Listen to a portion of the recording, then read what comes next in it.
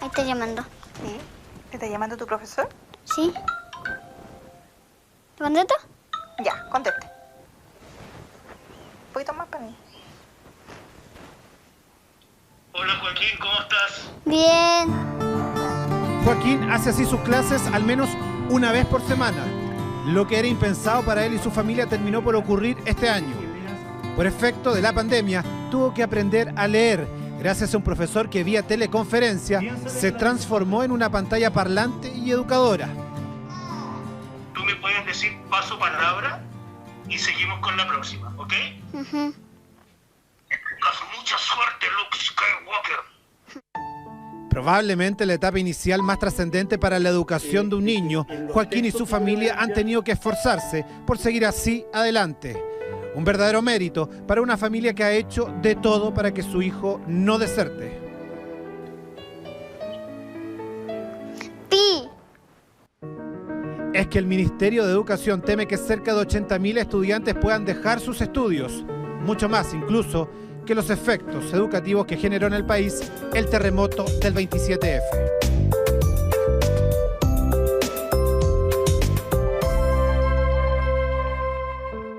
Bajo de Mena es un sector de Puente Alto en donde viven cerca de 30.000 familias, el 72% de ellas hacinadas, en donde una pequeña habitación la pueden compartir en la mayoría de los casos 3 e incluso más personas. En este sector del sur de la capital es que nos recibe Joaquín con su uniforme puesto, contento y muy inquieto por nuestra visita.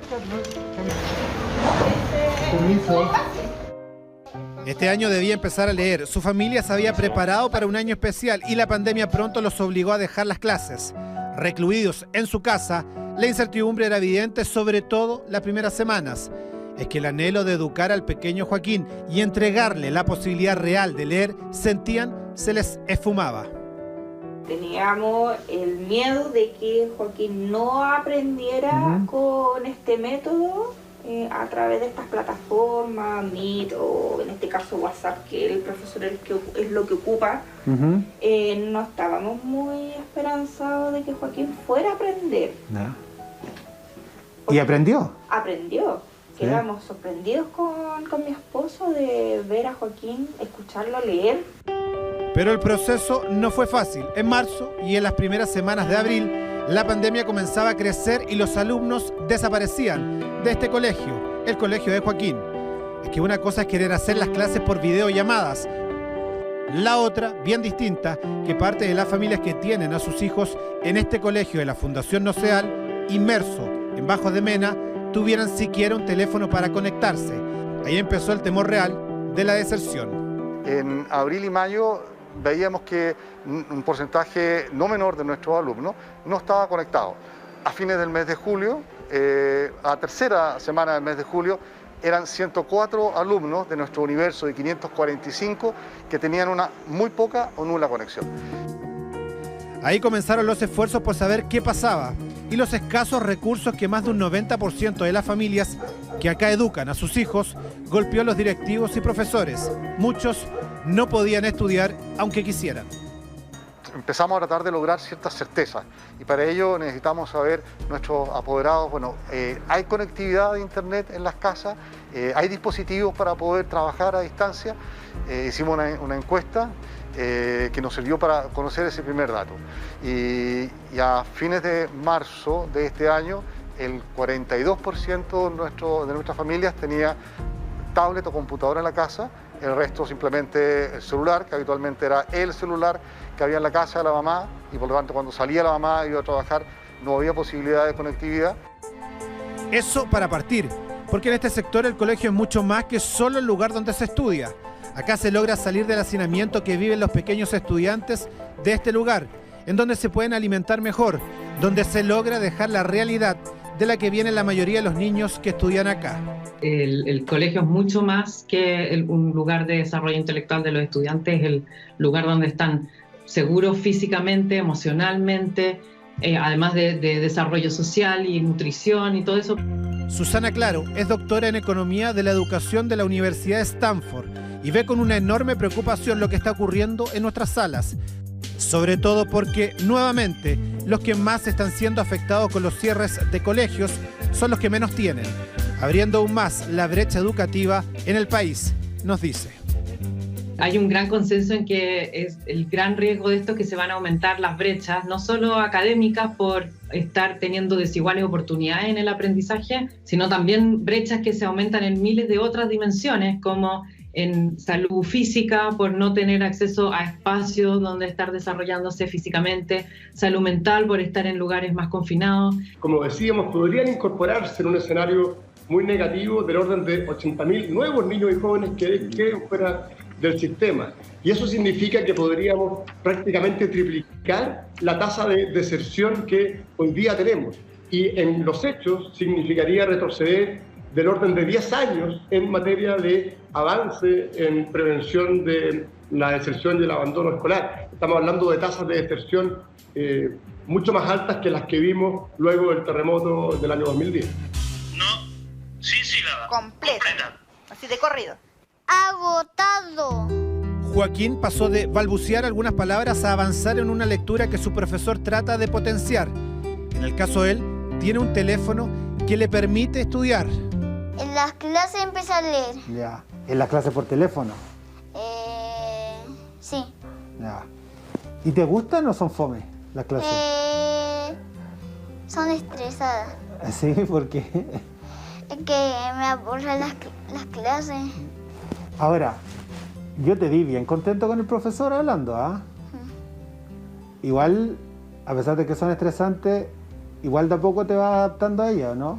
Pero igual voy haciendo las tareas. Ah, eso es muy importante. Caroline ha sido vital en el aprendizaje de su hijo, pero está consciente que es una privilegiada para el entorno que tiene. Diferente es lo que ha pasado con algunos de los compañeros de Joaquín y sus familias.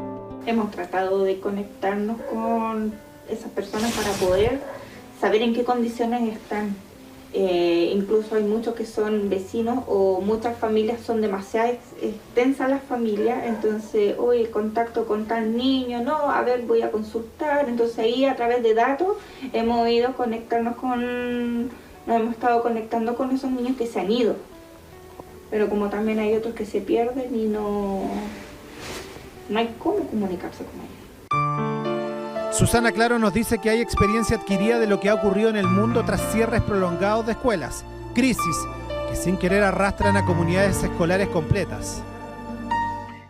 Hay bastante evidencia de historias de los casos que han pasado en otros países. Por ejemplo, en Bulgaria, con el cierre de colegios, sí hubo un 4% de exclusión escolar luego de los cierres, que eso equivale a más o menos 80.000 niños en Chile.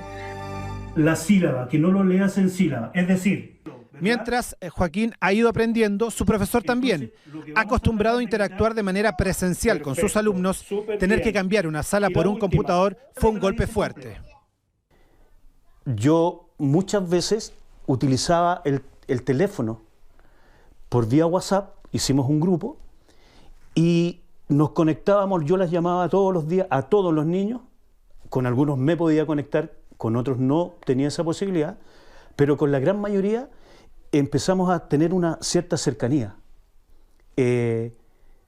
emocional. Nos ayudábamos mutuamente con la familia. Otro nexo que se creó pero que no viene a suplir realmente la necesidad de interactuar presencialmente con los niños. Ahí también se está perdiendo algo.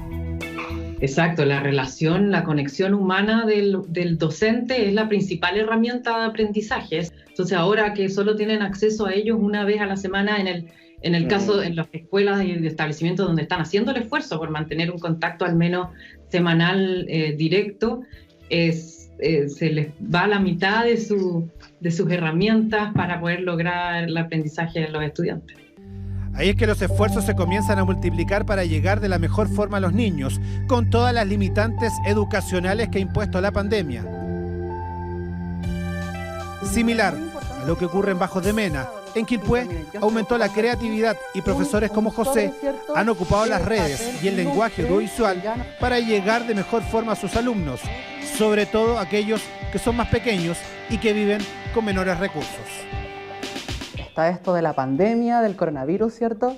No se puede salir a la calle. Dije, no voy a molestar a mis apoderados, que vayan a la librería, ¿cierto? Y que gasten dinero que no tienen para comprar materiales. Entonces dije, mejor utilicemos material reciclado y ocupemos algunas didácticas, porque a los niños más pequeños les encanta trabajar con didáctica, crear material, y eso genera un aprendizaje más significativo también, y qué mejor que incluir a la familia. ¿Qué es lo que te ha gustado de la clase? Que él nos dé ánimo, que nos diga que siempre podemos. Estamos desarrollando mecanismos para poder acelerar la enseñanza de la lectura, reforzar el lenguaje y la lectura, tanto en primero como en segundo básico, para así tratar de evitar que queden con una brecha que luego sea muy difícil de superar. Ahí van a estar todos nuestros esfuerzos, en mitigar y luego en recuperar. De los 104 alumnos de los que no sabían nada al principio de la pandemia, en el colegio Puente Maipo de Bajos de Mena pasaron a 34 y hoy solo 7 no han sido ubicados con cierta periodicidad. Consiguieron ayuda de una empresa para que les donaran chip e internet. Generaron una red y sienten que de a poco van dejando atrás el fantasma de la deserción. Pero están conscientes también de que queda aún la otra mitad del año.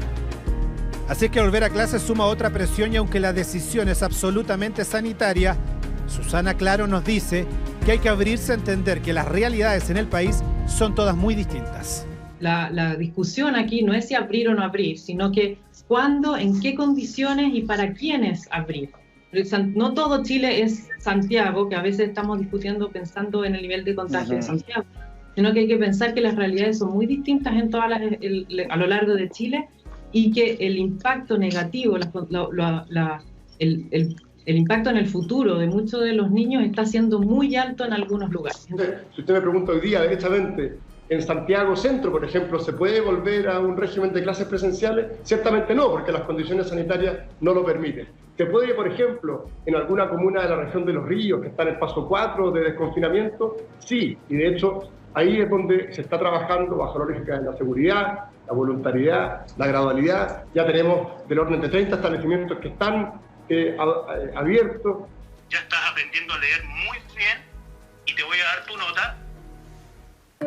Mientras Joaquín sigue aprendiendo a leer de manera fluida y modulada, hay quienes han comenzado a dejar el colegio. Por lo tanto, tu nota es un 7. Te felicito. ¡Bravo! Muy 7. bien, muy buena tarea. Ya, profesor, muchas gracias. En una deserción que puede marcar la historia de la educación en Chile y, de paso, incrementar aún más las brechas entre quienes más tienen y los que menos.